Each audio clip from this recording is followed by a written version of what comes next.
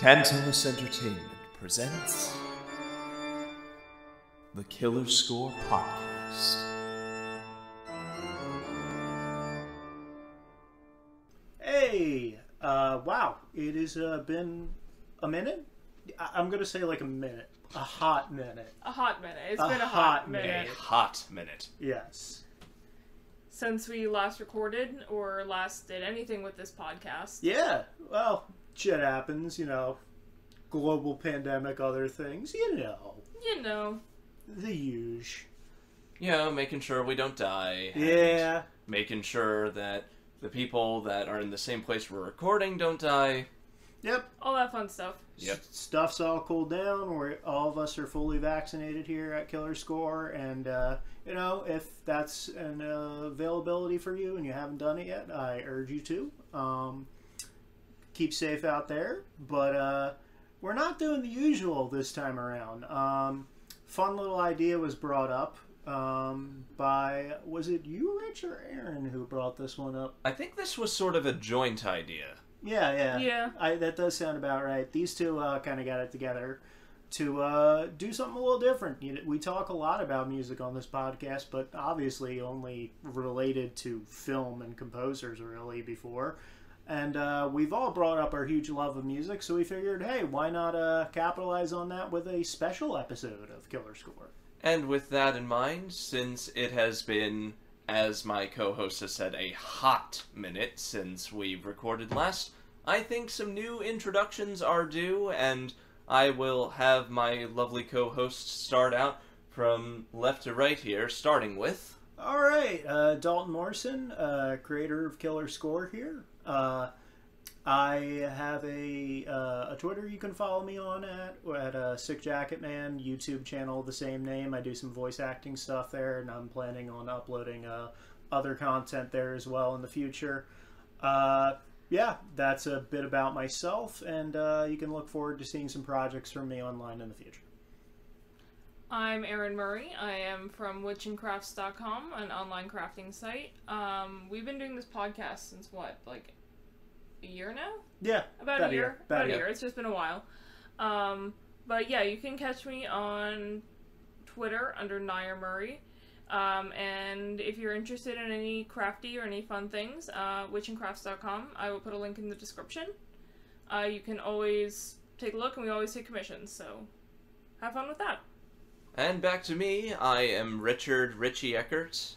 I have a YouTube channel of my own under simply Richard Eckert. I am a voice actor and a part-time film critic. That interest and those efforts have waned a bit due to my own pursuits and work stuff, but I still do stuff for my own blog, richreviews.wordpress, and you can follow me on Twitter at Richard F. Eckert or Rich F. Eckert. Not really resonating off the top of my head at the moment, but I've done the voice of Two-Face in the Arkham Patient sessions and numerous other things, and I am planning many collaborations with Daulton in particular on his channel. So without further ado, let us begin with this special edition Killer Score. Yeah, and to cap that off, if you want to find any of that stuff, we will post links as well in the description on wherever we post this to, with places where you can find all of those other things we've mentioned. Quite. Yep. So, what do we have planned today? Obviously, this is something the two of you drummed up that I was totally down for, but why don't you tell the people at home what we're doing here? Well, as stated before, we are all gigantic music nerds to various degrees. Oh, yeah. Yep. I'd like to think we're pretty eclectic in our interests, too. Yeah, I would probably gauge that and say so. I mean, there's some overlaps and some common interests, but we all come from wildly different, like, backgrounds and tastes that, you know, we've expanded over the years, but, like, I think it's pretty fair to say we all have pretty different backgrounds when it comes to, like, our loves of music and what really sparked them and, like, just overall favorite bands and favorite albums, which is what we're here to discuss today. I just want to preface this by saying mine are not necessarily ranked in any way, shape, or form. These are just 5 of my favorite albums.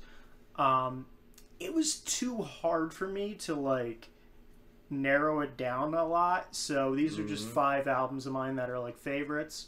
It's not necessarily in any order. I don't really have, like, a ranking. Like, I have albums I can say are my favorite, but, like, I listen to and consume so much music that it's hard for me to, like, just definitively say, oh yeah, this is my favorite album.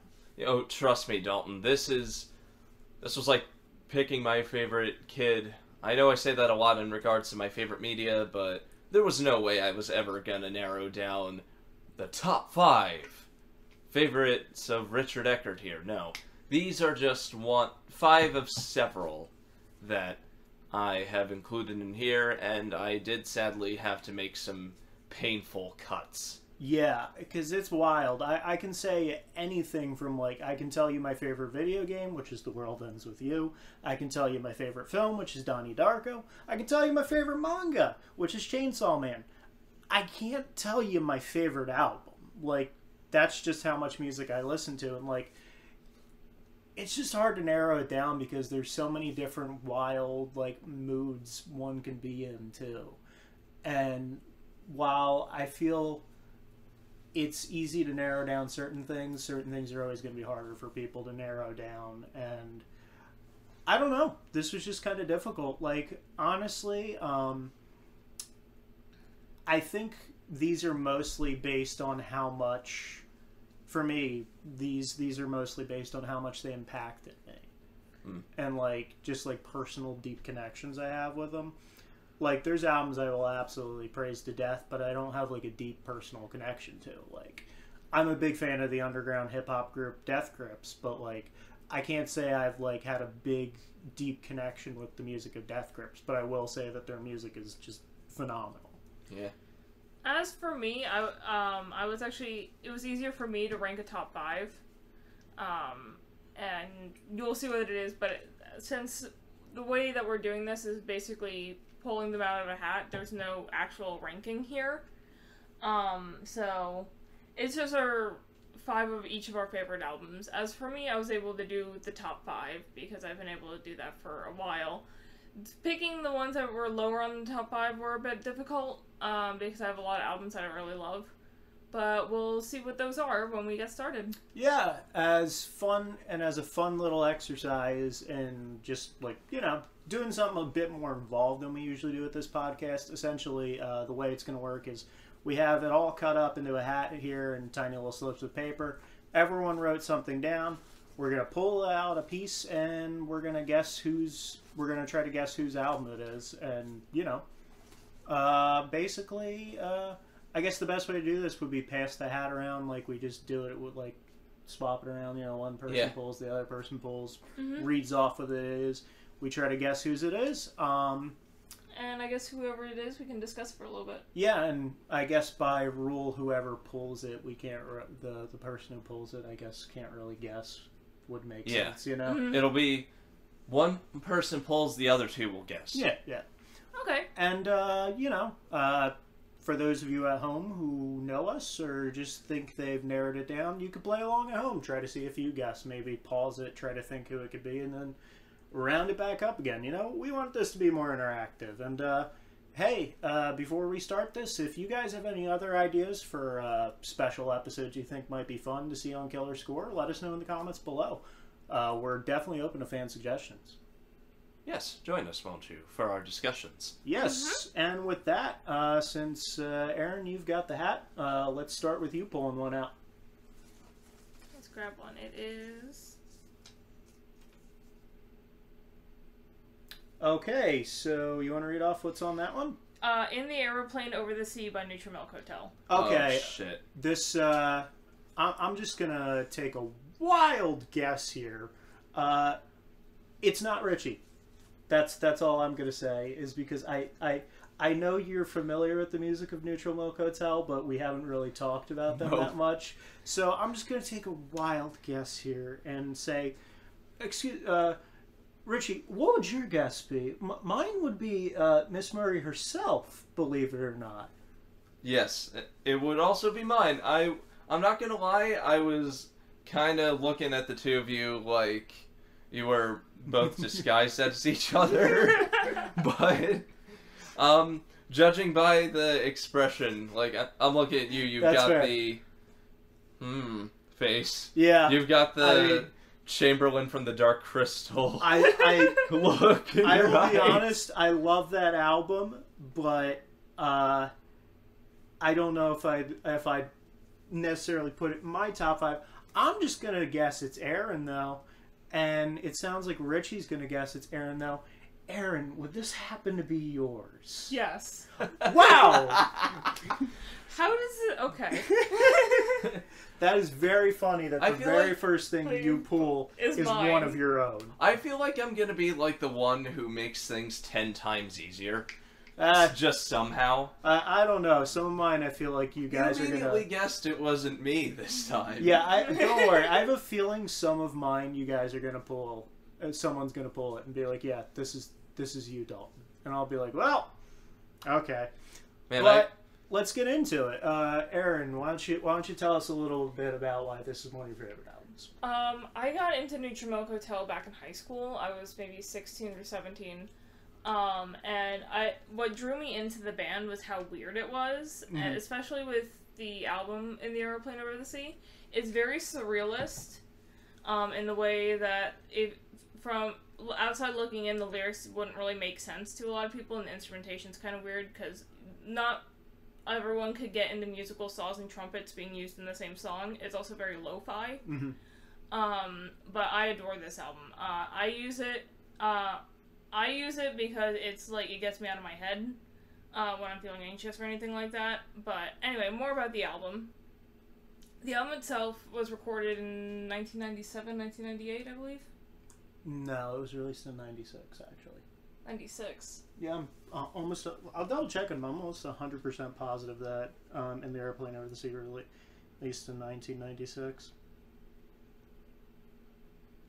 this looks like a job for search engines. Yes. Yeah, Google. Yes. Let's see. Oh, it did. It did release in '98. I thought it released in 98. '96 for some reason. No. But the album itself it's a concept album, inspired by the Diary of Anne Frank. The album is also, when you pay attention to the lyrics, it's not like supposed to be from her point of view or anything like that. But the album, how do I put it? It's almost like a love letter to Anne Frank, which sounds really, really weird, considering she died as a teenager. But it's kind of like someone who's in love with the idea of this person, and coming to terms with the fact that this person died a long time ago, and that, for example, in the song "Oh Comely," I know they buried her body with others, which is a song that just rips your heart out. It really does. "Oh Comely" will rip your heart out. But the album has gotten me through a lot of stuff back when I was in high school, and I still use it. I listen to it at least like once every 2 weeks, just because I love the album so much. It's my favorite album of all time. I feel like it's one of those things that... Oh, sorry, go ahead, Richard. I feel like it'd be one of those things where I could maybe listen to it once and be like, I don't want to cry again. Yeah, I mean, and I showed you one of the songs, the ending track to Hit a Boy Part 2. Oh, yeah. Yeah. And the song itself is it's the ending track of the album, so I'm sounding redundant, but it's a conclusion and the protagonist coming to terms with like, well, this isn't possible. Yeah. Don't hate her when she gets up to leave. Mm-hmm. Yeah. Yeah. No, I have a fondness for the album as well. I do appreciate how experimental it is. A lot of the songs are very simplistic in their composition, but they're played very passionately, which I dig, and I just really vibe with just how experimental it is and how surreal the lyrics are. Because I remember hearing that some of them, the reason that like there's so much surreal imagery is a lot of the songs are like not just an amalgamation of like historical stuff that Jeff Mangum learned, but also like things he saw in his sleep that he like wrote down when he woke Like up. a dream journal kind of thing. Stream of consciousness. Mm-hmm. Yeah. And the other thing that I was going to mention about the album is as you mentioned, a lot of it's simplistic and complicated at the same time. Yeah. Because the chord structure is very simplistic, but the way it's played is so incredibly difficult. If you, for example... Requires a lot of dexterity. It requires a lot of dexterity, and for example, I tried to do a piano accompaniment of some of the songs off the album, and it just doesn't work because it's meant for guitar. Yeah. And with the instrumentation and everything that goes into it, it's just beautiful. Okay, who wants to go next? Because I feel like I've been ranting for a while. Alright, I guess I'll do it. While Daulton's going, I just want to clarify, even if there are albums that they pull out that I'm less familiar with, I have every intention of scoping them out myself and listening so that I've got a context for all of this, because I consider this as much a bonding exercise as I do a podcast episode. Yeah, that's fair. Alright, I just pulled an interesting one out here. We have Lonerism by Tame Impala. Interesting. Yeah. Let me see if... remember... Yeah, I can't guess, but... I don't know. What do you, I guess I'll ask Erin first, because you're the one who pulled last time. You got a inkling who this one might be?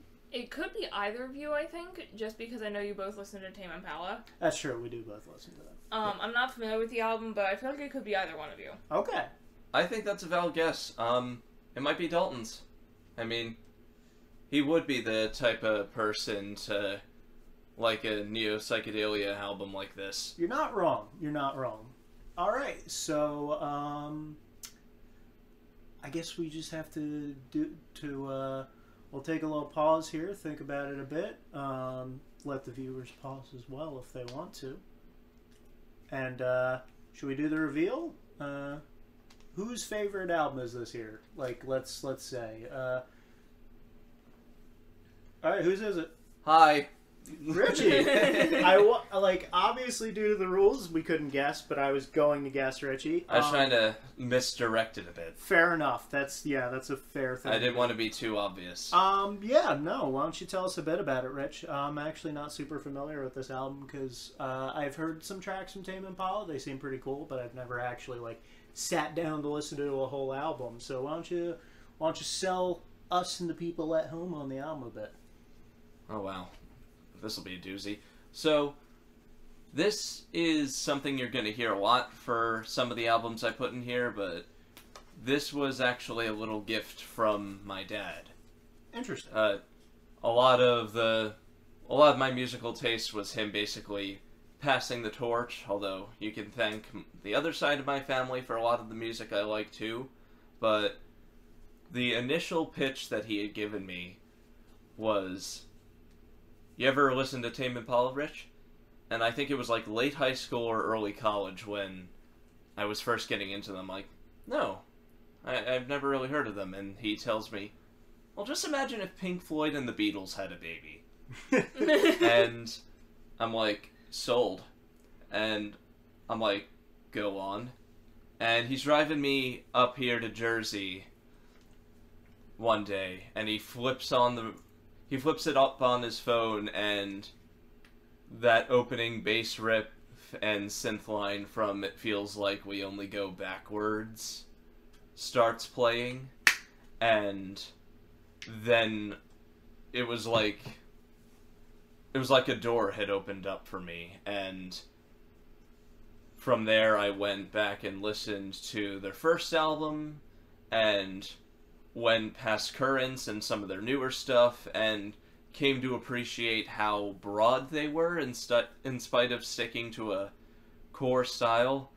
And Lonerism in particular is a cool little transitionary album from a stylistic perspective, because that first album was more on the heavy psychedelic acid rock end of things, like your Pink Floyd or even your Hendrix. Right. Some of those were really sort of heavy. A lot of the riffs in that first album reminded me of Cream. Oh. And then they sort of transitioned over to more poppy, hook-based stuff in Currents, which, come to think of it, kind of would remind one what would happen if John Lennon were still alive making music today, I'd imagine. No shit. But this album was a nice mix of that old style and a nice little segue into their poppier stuff that they would do on Currents. I've got really fond memories of just sort of sitting out on the porch with a little campfire going on with my family and listening to one of the album tracks, which is called, and I quote, "Nothing that has happened so far has been anything we can control." And it's a mouthful. Yeah. It's one of those little slice of life songs that reflects on, I assume, Kevin Parker's own coming of age pains and figuring out his place in the world. Because there are a lot of songs about anxiety and about existentialism in that album, like Nothing That Has Happened So Far, etc., etc., and Why Won't They Talk to Me, which is basically a introvert's anthem. Right up there with some of the Talking Heads old tracks. Yeah. But I remember it kind of just opening my eyes and confirming in my head what kind of music I was into. Like, I realized then that I'm somewhere between an old soul and something of a guy who likes modern spins on it. And yeah. Tame Impala is just fresh enough that you couldn't really accuse them of being super derivative. Yeah. Like, it'd be easy to call them It'd be easy to say that Tame Impala is to, like, the Beatles what Greta Van Fleet is to Led Zeppelin, but they have brought in so much, and this album is just proof positive of how they can thread that needle between, like, heavier psychedelic rock and more synthy, new wave-ish pop songs. Yeah, I feel like you can say that, like, there's with a lot of really good groups where it's like, it's clear that they wear, like, their influences on their sleeve, but not in a way that it, like, overtakes their stuff, and they're still putting, like, a spin on it. Like, for example, a band I love, who I've even seen in concert before, Ghost. They're clearly heavily influenced by, like, 70s, like, metal bands. Like, clearly influenced by stuff like Maiden and, well, not Maiden, but they're clearly influenced by, like, you know, like Sabbath and that kind of stuff. You mentioned Blue Oyster Cult once? Blue Oyster Cult, yeah, huge Blue Oyster Cult. But honestly, the most accurate, hilarious description I've ever heard of Ghost was someone said, it's like if you made if you made like metal lyrics out of Scooby-Doo chase music. And I'm like, that's fair. And yet they're still awesome. Oh yeah. And something I like about Tame Impala, as someone who has seen them live, is how much they do like to improvise and noodle around with pre-established melodies and stuff. From what I can tell, there's not one single live performance that is the same for even their more straightforward songs. Like, you have a song like Elephant, which sort of rides on its one guitar riff and is sort of bluesy. Yeah. And doesn't really have what you'd call a main chorus. The chorus is basically just the guitar solo. And after that solo / chorus, that weird instrumental chorus where the guitar just, like, thunders away, when they do it live, that chorus will happen, and then they go into sort of a jazzy style, Miles Davis-esque jazzy improvisation session where they just sort of noodle around a bit on the guitars and on the bass line before snapping right back into the main melody of Elephant. And seeing that live is just amazing, and I have I've got such a fond memory of going there with my dad and him pointing up at the stage and being like, "There it is," and I'm just going, "There it is." All right. So with that, I think it's time to pass the hat over to Rich and have him pull, and we'll see what it is. I definitely will have to check that album out, Rich. Yeah, same. You definitely sold me on that. Sounds good. Just to clarify, I'm free to play it up a bit if I somehow end up drawing me again, right? Yeah, sure, of course, yeah. And, yep, there's the other ones that we just drew. Yep, I already discarded those. Alright, interesting pick. We have B by Common. Well, That throws a wrench into things, I think.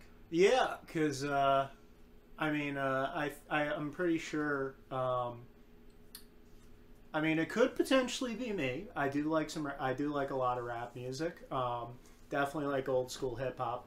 But I don't think it can be Erin, because Erin isn't as familiar with hip hop and rap as me and Richie are. Yeah. And I know the rap and hip hop that Erin's into, and I don't believe you've ever heard a single thing from Common, have you? Maybe one song. Yeah, I don't remember. I don't know. Who do you think it is, Erin? If I had to guess, just because I know you don't listen to old school hip hop, it would probably be you. Okay. That's my guess. Okay. I'm gonna take a wild guess that I'm gonna guess it's Richie, because I believe Richie has mentioned his love of Common before. But that's going to be my final guess. So let's say we do a little time down guessing, and then we'll see whose it is. Want to do a countdown there?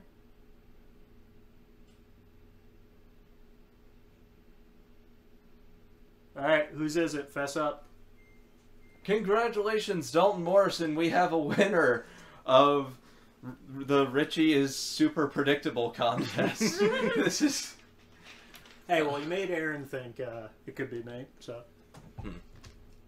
Well, yeah, but... Yeah. It's a good thing you didn't look in my direction, because I did the whole L.A. Noir-style curling of the face. Like, totally not me. I made my guess, and then I looked over at Richie, and I was like, oh, damn it. All right, so once again, why don't you regale us, Rich? Hopefully the next one that gets pulled is and I'm going to put a lot of people to sleep with my voice today. Hopefully the next one that gets pulled is me, because it's wild that we haven't gotten me yet. Yeah. So, once again, thank you, Dad, for being the biggest musical meiosis source ever. This was something I had heard closer to around grade school. I think this album came out in like 2004, actually. And after hearing it several times in the car with Dad, he would drive me to school and back. I would hear other kids in my grade school singing the chorus to Testify. Which, goes to show how messed up kids can be, that they're singing the chorus to a song about a kangaroo court where a woman frames her significant other for a murder. Yeah, I don't think I heard any songs like that on Barney or the Backyardigans, Definitely not Blue's Clues. Yeah. Welcome to Philadelphia. But in all seriousness, I love this album so much. It, like Tame Impala for the broader alternative rock scene and the neo-psychedelia scene, opened my eyes up to the sort of jazzier end of hip-hop. Okay. Because it relies on so many soul and jazz samples from, like, the 60s and even further back, courtesy of some of Kanye West's best production work. I miss that. I miss when I could praise Kanye without dying a little inside. I hate to be predictable, but that I can't dance around that. That is sad. Anyway, all jokes aside, that production is so great, and there's a lot of great neo-soul undertones with a bunch of guest appearances and choruses by John Legend, who did the chorus to Faithful and to They Say. They Say, in particular, is just a great chill out and write down book ideas song for me. I'll just have that playing in the background while I'm writing down stuff for tabletop games or for book ideas. And that song kind of rings pretty close to the vest nowadays, because it's a song about keeping your sanity in the midst of a society, or in this case a city, gone mad. Oh, yeah. Because a lot of Common's earlier stuff was almost invariably about race relations, about life on the streets, and about how society as a whole seems to be really backwards as all hell. Yeah. And what a better way to get that across than with sampling earlier styles of black music. Lots of soulful choruses, lots of piano riffs, courtesy once again of John Legend. And yeah, it's a very personal album to me, just because listening to it kind of evokes to me the feeling of wandering around Philadelphia and just visiting my old grade school and seeing how things have changed, but also not changed. Yeah. No, yeah, I can understand that. Yeah. It is heavy, just as a warning for anyone who's coming into this fresh. I mean, one of the singles is literally about a kangaroo court, like I said. Yeah. Anyway, I think it's Erin's turn Yeah. to draw? Yep. Erin's turn to draw. Let's see what we get this time. Oh, that one's falling. Watch Stay. Erin complete the trifecta of Richard. Violator. It's Depeche Mode. We know it's Depeche Mode. Gee, I wonder who that could be. Yeah, that could be. I mean, that could be a few people. Honestly, I think it could potentially be Erin, because she's mentioned to me she really likes the album before. Mm-hmm. I know, Rich, you appreciate Depeche Mode. Yes. So it could be you, but I'm just gonna guess for myself. I'm gonna say Erin, because I know she really likes that record. Since we're playing the misdirection game, I'm kind of inclined to believe that it's Erin for a bit. Okay. But I also know that you, Daulton, are one of the biggest Depeche Mode nerds out there ever. So I am going to take the safe guess and say that Violator was your pick. Okay. That's a fair guess. And, alright, let's count her down again.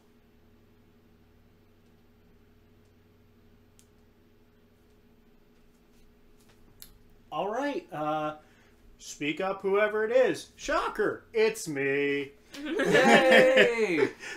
Yeah. I was right. I absolutely adore this record. I based a lot of mine off of like the states that they've left me in, or like the times they've hit me, or just like the feeling they give me. And one of the few times I can feel at peace in this hectic life and world is when I'm driving late at night in like dark, desolate areas, and I have Violator playing. It's a perfect album for that.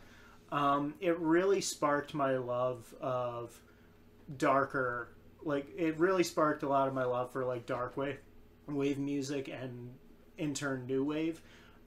This is just an absolute classic of a record, in my opinion.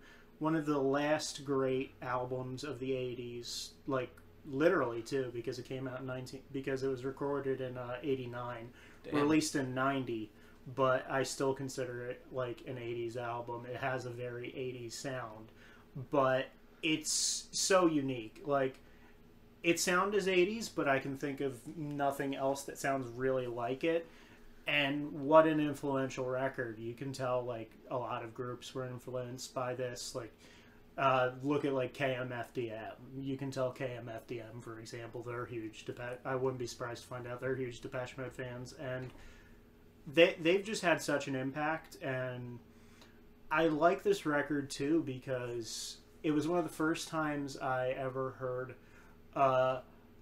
men being more open and vulnerable about, like, their sexual wants and needs, which I find to be very interesting. You can tell from listening to David Gann's music that he is very much into bondage, for example, and, like, having women be dominant.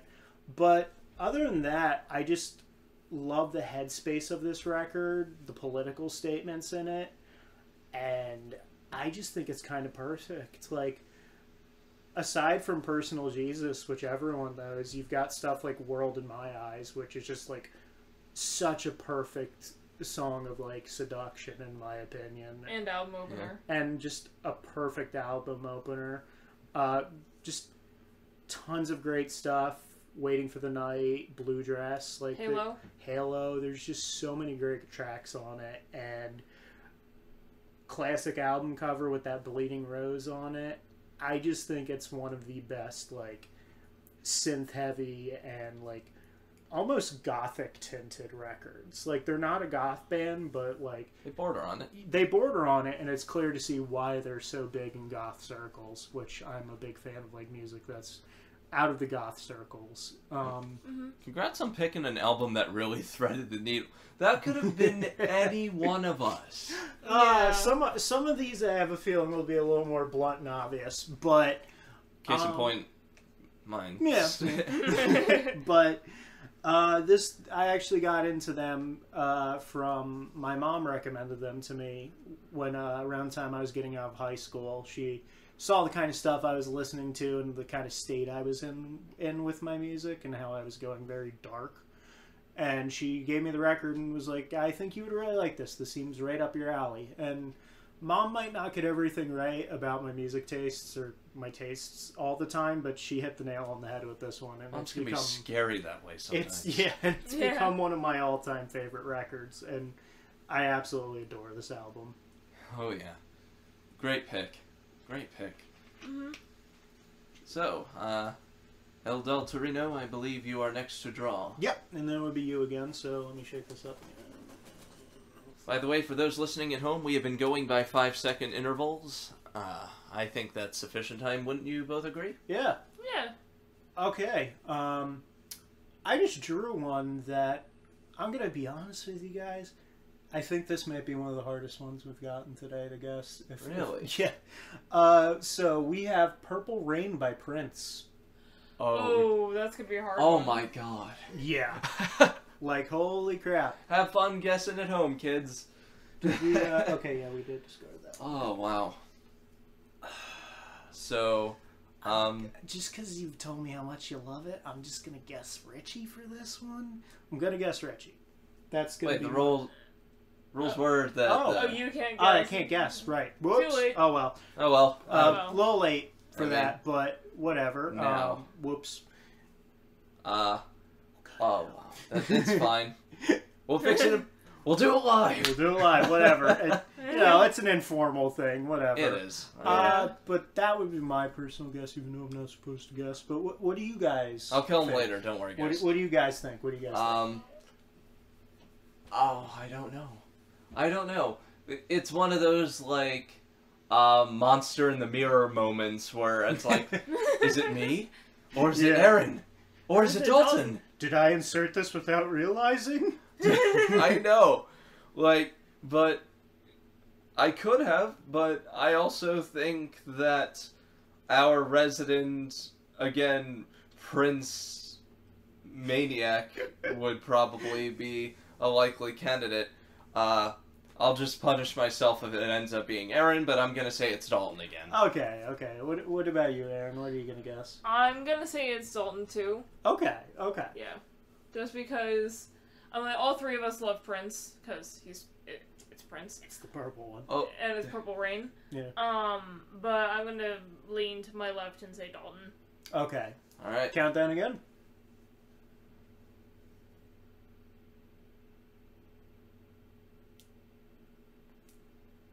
Yeah, hi. Oh God! I thought in the back of my head it's like Erin was misdirecting me. I will. Like, I will try to. I will try to keep this one a little short and simple. Good luck. Oh God! Yeah. Have at it. Once again, one of the great albums of the '80s. I promise not every single one of my picks is an album from the '80s. But no, I mean, how can you not love this album? There's so many great tracks. I can't think of there's not a bad track on the album. I'm gonna be blunt. Every track on the album is fantastic. Between the more like experimental, fun stuff, like just like wild stuff, like Computer Blue, to one of the greatest opening album tracks that sets the tone and mood perfectly. Let's Go Crazy. Oh yeah. Oh yeah. That alone, that alone sold me on it. Like, this was an album I knew of for years, and a few years ago I decided to check it out. Actually, shortly before Prince died, sadly. I was getting into a kick of like checking out some older stuff again, and the second that synth kicked in the beginning, that sounds like heavenly, and you get delivered like a sermon essentially. Dearly beloved, we are gathered here to get through this thing called life. Yeah, and that line just like resonated with me so well, because that's what we're all doing. We're all just trying to get through this, you know. Mm-hmm. We're all in this together. Yeah, and that pause before the rolling synth. There's something else. Yeah, the afterworld. Yeah, so good. This was part of my favorite era of Prince's music. My personal favorite era is his Prince and the Revolution era, when he had a named backing band. I mean, there is other great stuff later on, like, you know, a lot of the hardcore Prince fans will say that, like, Sign of the Times is probably his best album. I can respect that. I still have to go with Purple Rain, because sure, even the movie that accompanies it can be cheesy, but I still fucking love that movie. Mm-hmm. And the album itself is just perfect. There's not a single bad track, and like, you gotta respect Prince for being such a renaissance man with his music, and the fact that he was the first ever artist to get a #1 hit with no bass in it whatsoever. Because When Doves Cry, probably the track most people are the most familiar with off this album. Yeah, it's either When Doves Cry or Purple Rain. Yeah. Two songs. That does not have any bass in it. There's no bass in that song whatsoever. It's all synth and guitar. Yeah, and it's great. Every song on there is between it, and you've got such a wide range. Purple Rain is like the perfect ballad and like closer number ever. You know, there was that one time we were in an IHOP and we stayed there for the entire time because Purple Rain was playing. Darling Nikki is like one of the best like sex songs of all time, and like it just goes so hard. So like deep cutting too. Yeah. Just intense. It's so grimy, and like it feels sexual, which is a good thing for like those kind of songs. Probably the most unprincely of them. Yeah, too. It's crazy. It's very in your face, and that's why it works so well. I don't know, would visceral be the right word? Yes. Yeah. Then you've got Aaron's nomenclature. You got the fun, more poppy stuff like "I Would Die for You," and like just, you know, like as I've said before, "Let's Go Crazy" just feels like the perfect like opener to like a party. It like the whole song is just like a kickoff to a huge party, and like that's what most of the album is. It's a mixture of like a party and a sermon about life, but not in a preachy way, and I really like it. Much like the movie that this album served as the soundtrack for. Yeah, it's kind of perfect, and I kind of love it a whole bunch. I kind of hate that I didn't pick this, and I'd like to apologize to my mom too for not picking it, because that's a frequent road trip karaoke for us. We'll just fun fact, sing on. I actually have Purple Rain on cassette tape and CD and digital download, but I don't have it on vinyl. Yeah, I have it on. Yeah, I have it on that. vinyl. Yeah. Weirdly enough, I have the Prince one album I have the most is the re-release of Versace Experience. I have that on cassette because originally when it was re-released, they only put it out on cassette. And then they did a re-release on vinyl, which I was gifted. So I now have that on vinyl and cassette and digitally, obviously. Yeah. So that's a weird one. This podcast is going to come out, and we're never going to remember the whole vinyl conversation again. And then, Erin, your birthday is going to come around, and you're going to have like 5 different copies of Purple Rain on vinyl. I found a laser disc of the movie for you. I have it on Betamax. And a player, too. Yeah. I might have one of those in my garage. Oh, God, yeah. Wow. All right, so on to the next. Rich, you were the picker this time, and I made sure I got rid of that one. So it would be really unfortunate if we get 3 in a row. So hopefully we get Erin because she hasn't gone in a while. All right. I brought you my bullets, you brought me your love. Oh, man. You know, are we even going to be able to pretend for this one? I mean, let's be blunt. There's, like, really only one person here it could absolutely be. This is why I was saying... It's My Chemical Romance. It's a My Chemical Romance, so... I mean... Oh, man. We'll do the ceremonies. I'm just going to take a wild guess and say because I introduced her to them, it might be Erin's pick. Ooh, maybe. Ooh. But I can say with certainty, it is definitely not Richie's. Shit, I broke my own rules by pointing to one of you too. Like, it's all audio based, so you couldn't tell, but I very silently looked over and pointed to somebody.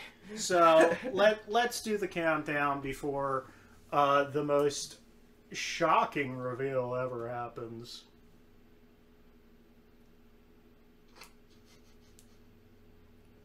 Okay, first off, we gotta stop doing visual gags for this thing. Yeah, you Erin's really gotta remember that. By the way, it's me. It's My Chemical Romance. It's like one of my favorite bands ever, and like one of the first bands I got super into on my own. Yeah, I mean, I'm sorry. I literally jinxed it by saying, let's hope it's not 3 times in a row. But, yeah, hi. Hello, it's me again. Everyone, it's the Daulton Show. You were literally talking about this album on the drive here. Yeah. I love talking about this album. I have a special connection to this album. I got really into MCR, actually, after they broke up, because I had been, like, a casual fan before, around the time of, like, middle school, because, well... Black Parade and everything. Yeah, it was MCR. They were everywhere. They were everywhere back then. You couldn't go, like, without hearing Black Parade, and you could, you know, and you heard, like, Teenagers a decent amount on the radio, too. But, and, you know, I got into them by listening to Black Parade, which is a perfect throwback album. Like, it's clearly heavily influenced by the works of T-Rex, Pink Floyd, and David Bowie, and definitely Queen. You can definitely hear a lot of Queen in there. It came out in 2002. It was recorded shortly after the 9/11 tragedies. People are not aware of this a lot, but My Chemical Romance was actually formed because of 9/11. Gerard Way was a intern cartoonist at Cartoon Network at the time, and he was taking his ferry that he took to work from North Jersey into New York, and that's when the attacks happened, and Gerard was stuck there, had to see all ferry. of it.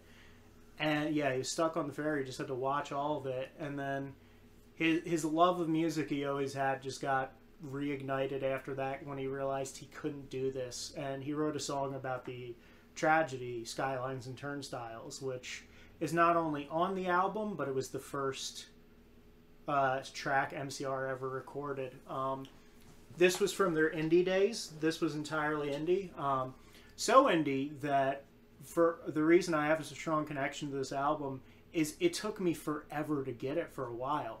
Now it's a lot easier to get because like it's on big labels, but for years you could not easily get this album.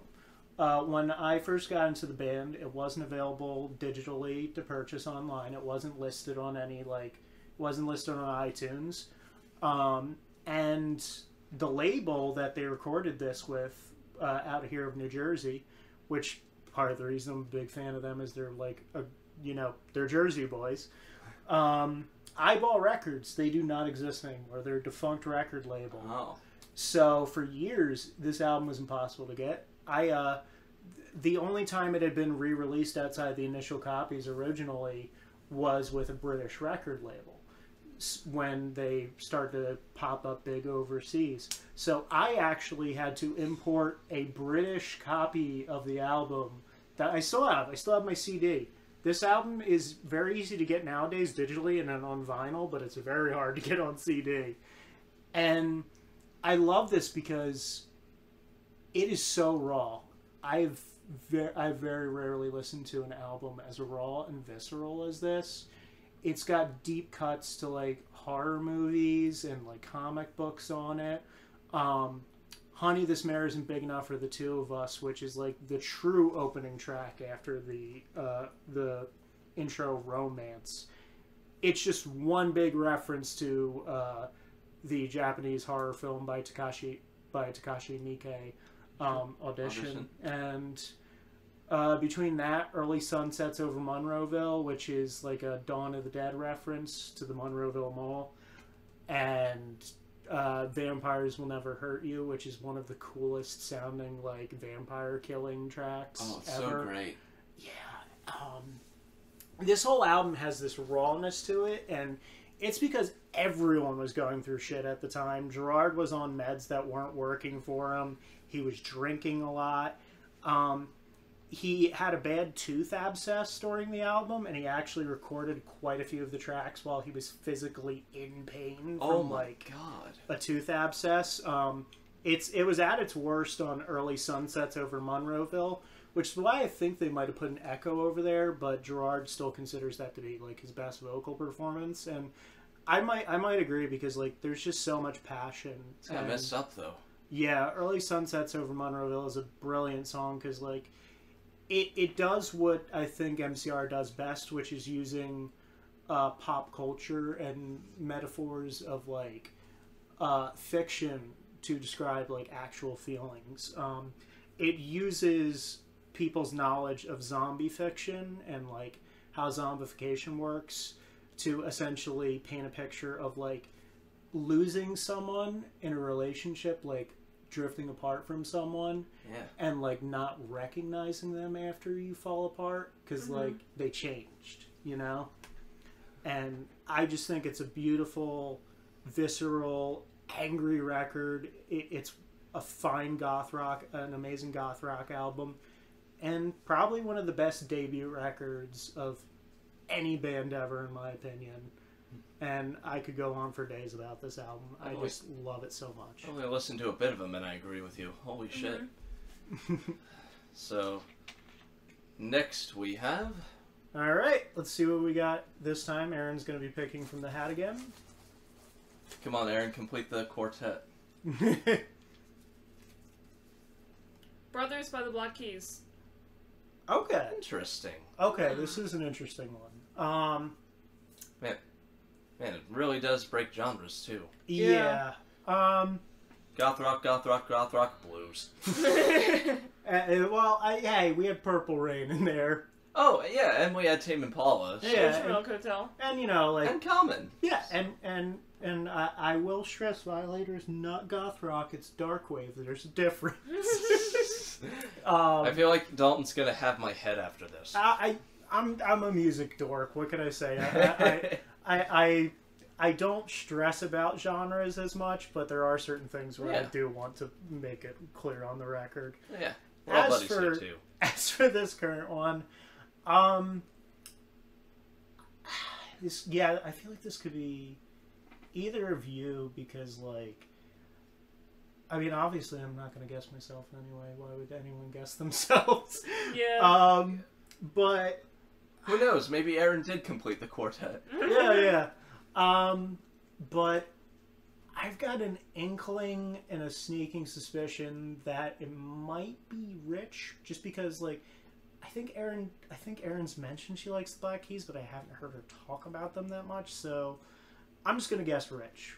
But what are you gonna guess, Richie? I'm gonna guess Erin just because she and I had talked about playlists for tabletop games that we run among friends, and we were both like, "Yay, Black Keys!" Oh, and yeah. we'd agreed on that. Okay, yeah. So she might have snuck one in to throw us off, you know? Yeah. Like, put one in that we wouldn't have guessed, you know? She's cheeky. Yeah, she can be cheeky. She can be cheeky. But let us start the countdown again, see who it is.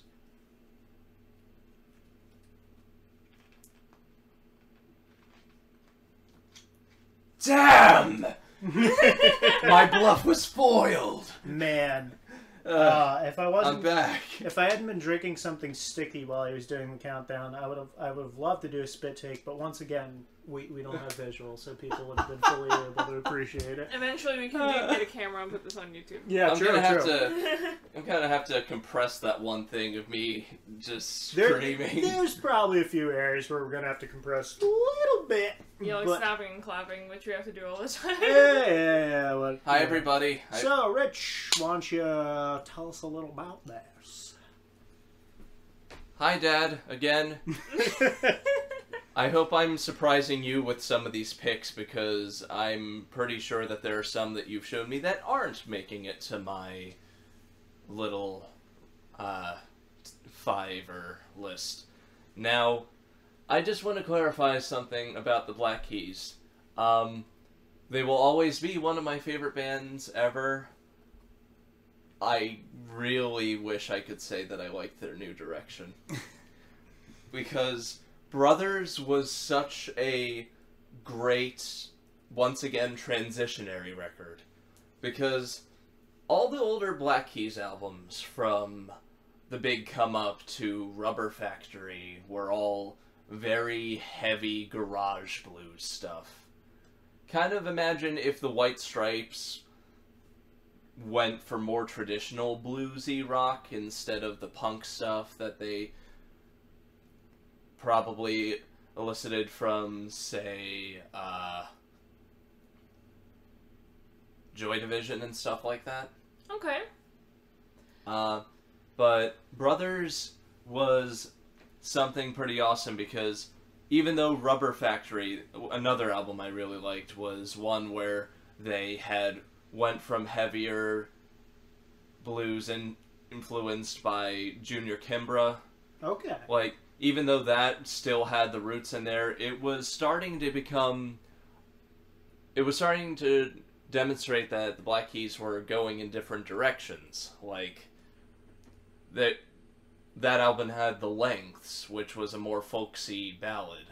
Mm-hmm. And here in Brothers, there's all sorts of stuff. You have the heavier, like, bluesy, borderline outlaw countryish stuff, like Sinister Kid and The Only One.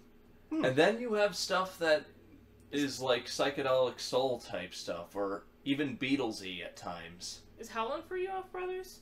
Yes. I thought so. And that's another good example of a nice little midpoint between their electric blues stuff and their poppier things. And unlike with other acts, I feel like this was one that had enough refinement and lyricism to really still let you know, hey, this is still the Black Keys. These are still the Ohio boys who were really into old blues records. They're just transitioning away from 50s to more 60s stuff. There's even a really good cover of Never Gonna Give You Up. Not by Rick Astley, just so you know. It was a old soul ballad by Jerry Butler. And while that one was mostly about the horn section and about Butler's vocals, the Black Keys did a version that's more distortion heavy. A lot more like fuzzy guitars to give it that Jimi Hendrix feel, and a lot more distortion and reverb on the vocals. And I think the reason why I hate stuff like Turn Blue so much is because it lost that finesse, that compromise between old and new Black Keys. And then when they got to Turn Blue, it just turned into the crap that the Beach Boys would do in the 90s. Yeah, very dialing it in sort like, of stuff. Yeah. Fever. I liked it at first, but then I'm like, this is like dollar store stuff. This is like bootleg copy Black Keys. Yeah. And then Dan Auerbach did that thing with Action Bronson and Mark Ronson for Suicide Squad, and I'm like, okay, hasta la vista, baby. Maybe I'll come back to listen to the newer ones, but come back when you remember. Like, I hate to be that fan. I really do, but I think I just felt like something was lost there. Yeah. I get it. I think we all have that feeling sometimes, like, because to go from something great like that, like you said, like what sounds like a real genre roulette, because like when there's when you got a good genre roulette album, like an album that just like cycles between different like phases and genres throughout. Case in point, Brothers. Yeah, and does it successfully. It's great. Like my favorite Beatles record is Abbey Road because it's a huge genre roulette album too. Look, and I think, like, if I could just have an aside for just a moment, Fever, Turn Blue, that album was trying to go for a more psychedelic pop sound, like the Beatles or the Zombies. The problem is that Dan Auerbach doesn't quite have that voice. He's good at sounding like a soul singer or a blues grower. Yeah. He's not John Lennon. No. He's not the lead singer of Classics 4. And when he tries to go into, like, tenor range, it's like, yeah, bro, no. Sure. No. But rest assured, I want to end that on a positive note. I love Brothers. I love how they expanded out of their electric blues rock sound into a whole bunch of stuff, like with, Howlin' For You and Tighten Up, especially Tighten Up. I love that song. And I just want to remind you, that's just two people. Yeah, there's only two people in the It's Dan Auerbach and Patrick Carney. Damn. One dude singing with guitar, and the other guy with drums. Other guy with drums, and they're both unfathomably talented, and I don't want my own personal gripes to detract from the fact that they're still amazing. Yeah. All right. Next up is... How many albums have we gone through at this point, by the way? Let's see. 1, 2, 3, 4, 5, 6, 7. So we're halfway. We're about halfway there. All right. I hope you guys have a nice cup of coffee. I think now would be a good time for us here at the studio to take a brief intermission. Just to pause it up there in case we need to use the do anything. Yeah, do anything real quick because we're still in for the rest. Hydrate ourselves because it's friggin' hot. Oh yeah. So we'll be back in a hot minute.